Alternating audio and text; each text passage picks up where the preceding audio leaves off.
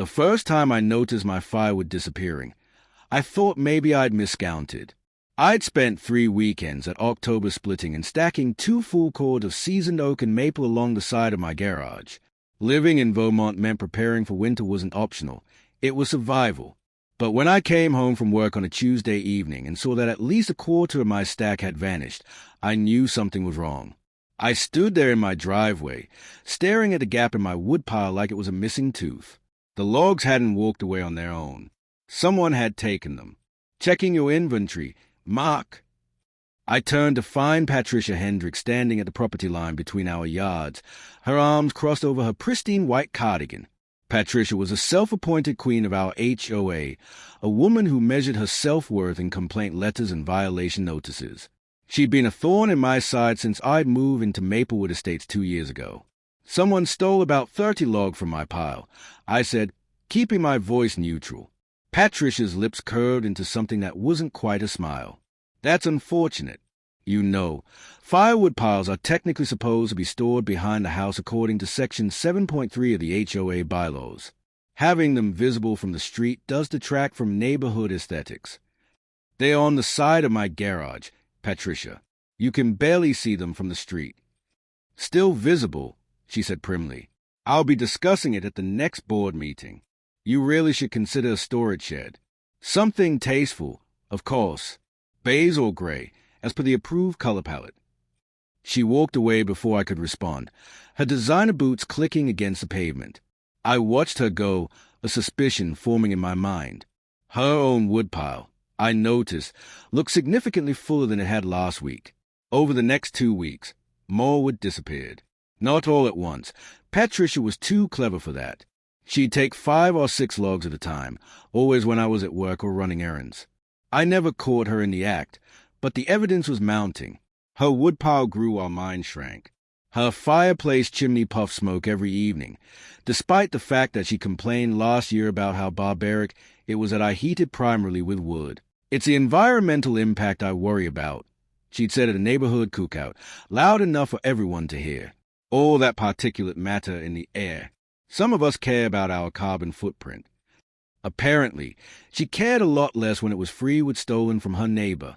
I installed a trail camera, hiding it in a birdhouse aimed at my woodpile. 2 days later, I had my proof.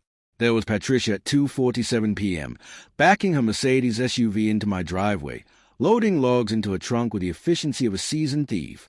She even wore gloves, not for warmth, but to avoid splinters. The footage showed her making 3 trips, taking nearly 40 logs total. I took the evidence to the HOA board meeting that Thursday. I'd edited together a highlight reel that would have made a documentary filmmaker proud. Patricia's face went through several interesting color changes as the video played on the community center projector. Red, purple, then a pale shade that matched her cardigan. I can explain, she stammered. Please do, said Tom Chen, the board treasurer, his arms crossed. I thought the pile looked abandoned.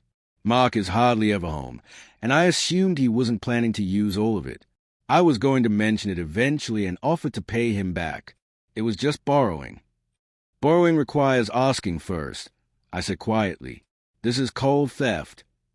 The board deliberated for exactly 7 minutes before issuing their decision. Patricia would pay me $400 for the stolen wood, twice what it was worth, and would receive a formal violation notice. For once, the HOA bylaw she loved so much worked against her. But as I walked to my car that night, Patricia cornered me in the parking lot. You think you've won, she hissed, her polite mask completely gone. You're going to regret this, Mark. I have friends on this board. I've lived here for 15 years. You're nobody. She was right about one thing. She did have friends on the board. Because the next week, I received 3 separate violation notices, one for my mailbox being 2 inches too short according to guidelines, one for having a garden hose visible from the street, and one claiming my grass was exceeding the 3.5-inch height limit. I'd mowed 2 days ago. The harassment had begun. Every week brought new petty violations. My garbage can was out 15 minutes past the 7 p.m. pickup deadline. My front door wreath wasn't on the approved seasonal decoration list. My car was parked crooked in my own driveway. Each violation came with a $50 fine, and my firewood, it kept disappearing. Patricia had learned from being caught. Now she took wood in the middle of the night, just 2 or 3 logs at a time.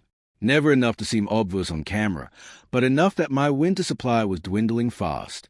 When I confronted her, she'd just smile that serpent smile and suggest I secure my property better. I was done playing nice. That weekend, I took a drive into the woods on the far edge of my property. Vermont forests are beautiful in late autumn, all gold and crimson, but they are also full of things people don't think about. Things like poison ivy vines, thick as your wrist, climbing up the trunks of dead trees. I'd learned about poison ivy the hard way my first year in Vermont, clearing brush without proper protection, spending a week covered in angry, weeping blisters. But I'd also learned something interesting. The vines themselves, when cut and dried, look remarkably similar to regular firewood. Same diameter, same bark texture. The urushiol oil that causes the allergic reaction doesn't just disappear when the plant dies. It stays potent for years. I spent Sunday carefully cutting down several poison ivy-covered logs, wearing thick rubber gloves, long sleeves, and safety goggles. I let them dry in my garage for a week, keeping them completely separate from my good wood. The vines had wrapped so tightly around the dead oak that they were practically fused together, perfect camouflage. Then I rest-stacked my woodpile, putting my good seasoned wood in the back and the poison ivy logs right up front. Easy picking for a thief. I didn't have to wait long. 3 days later, I was working from home when I glanced out my window and saw Patricia's Mercedes backing into my driveway. I watched from behind my curtain as she loaded 6 of the poison ivy logs into her trunk. She even paused to admire one, probably thinking about what a nice fire it would make. I smiled. 2 days after that, Patricia missed the HOA board meeting for the first time in 5 years. By day 4, I saw her leaving for an urgent care clinic, her hands wrapped in bandages, her face partially covered by a scarf. But I could still see the angry red rash creeping up her neck. My doorbell rang that evening. It was Tom from the HOA board. "Patricia's claiming you deliberately planted poisonous wood for her to take," he said, but there was amusement in his eyes. "That's interesting," I replied calmly, "because the wood on my property is for my use on my property.